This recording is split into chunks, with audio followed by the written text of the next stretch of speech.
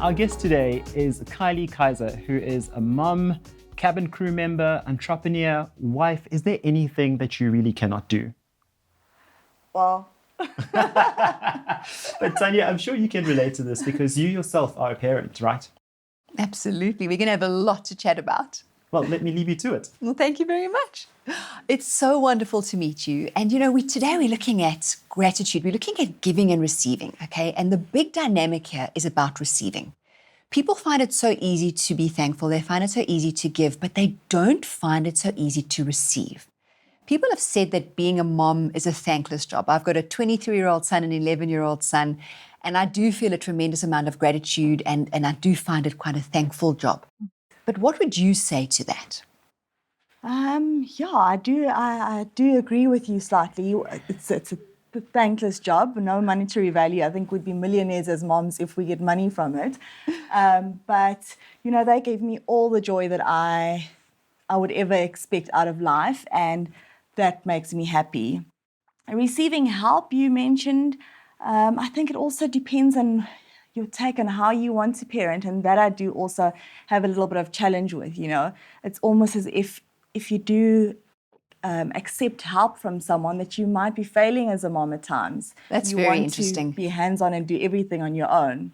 Yeah. So from that point of view, I think it's a little difficult to receive help.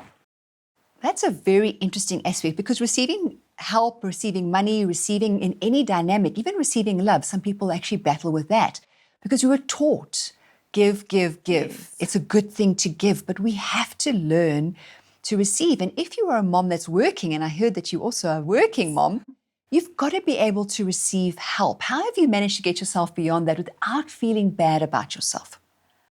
That's still a challenge at times, I do try to multitask and do it all. I want to be one of those moms who really do it all. So I burn myself out often, going to bed late at night. I do have lots of help. I must admit, I have an amazing helper, my husband, my family support. But I do, in the back of my mind, always feel like, Kylie, you have to be able to do this. Women, since beginning of days, have been doing it on their own. What's stopping you? But of course, things now, we as women have become more entrepreneurial, and we want to make our own money. So we end up chasing this motherhood journey as well as trying to build a successful life for yourself. What advice would you give to women whose husbands have possibly been retrenched in this time, or as an entrepreneur, they may have really come across hard times? What advice would you give to women in closing on how to support their man and how to support their family without feeling guilty that they may, on some level, neglect their children? I think really just accept help from other people. You don't have to do it all, and allow your husband or your partner to lean on you. We are really modern day, so as much as your husband might be supporting you, this is your time to bring the bread home, and allow him to do what he needs to in his journey, and not, put pressure on the husband. Because if you want a really good home all around, then your husband needs to be happy as well. So that is supporting your child or your kids. So in closing, what I'd like to say is that we actually need to work together as a unit, become gender neutral, become role neutral, and to work together as a family unit inclusively to help each other through these times to greatness again. Spot on.